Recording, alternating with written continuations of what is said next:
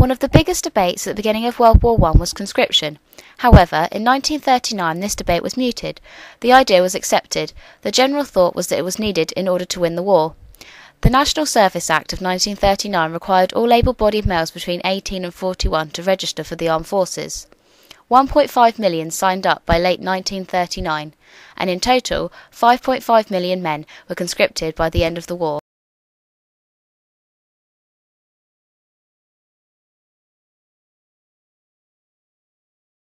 Since a lot of the food and resources pre-war came via long journeys from places as far as Australia, it was an obvious target for German U-boats, much like in the First World War. Learning from the past, the government launched a two-pronged attack. The first was to encourage people to grow their own food, and the other was to enforce food rationing. This was extended more and more throughout the war.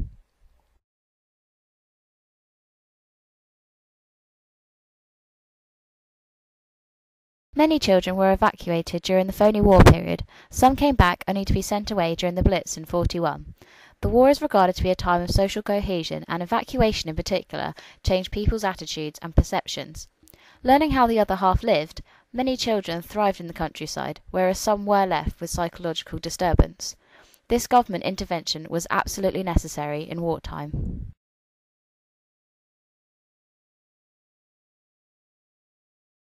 After the war, people would want a comprehensive system of reconstruction.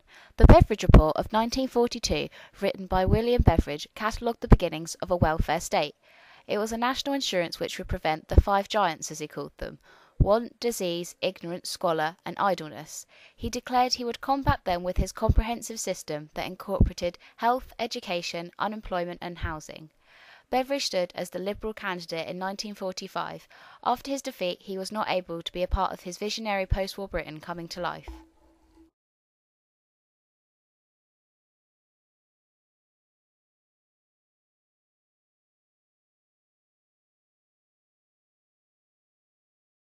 In 1944, the Butler Education Act was passed.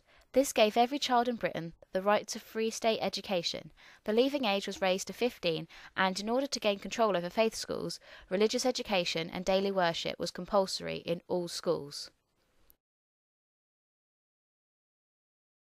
There was a considerable lack of government intervention with regards to housing throughout the war. Only a planning bill was passed. However, after the war, the government had to act. With some 700,000 fewer homes than before the war, intervention was vital.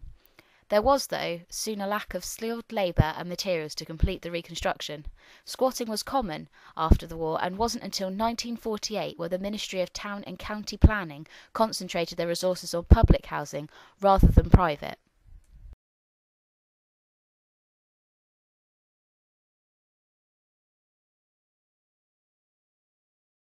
The employment policy was published in May 1944, promising that levels of employment would be maintained after the war. Maynard Keynes emphasised the need for the state to manage the economy in order to keep this promise. The government was committed to maintaining high levels of employment.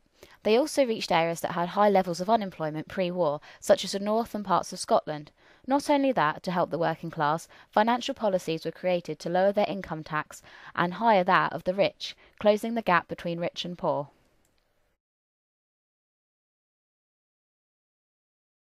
After the war, the Labour Party stuck to its guns and moved on with nationalisation. First, the Bank of England was nationalised in 1946 with hardly any opposition. Next, the civil aviation, coal, cable and wireless, and finally gas. Trade unions were given high status, and the government was in control of the central boards for each of these industries.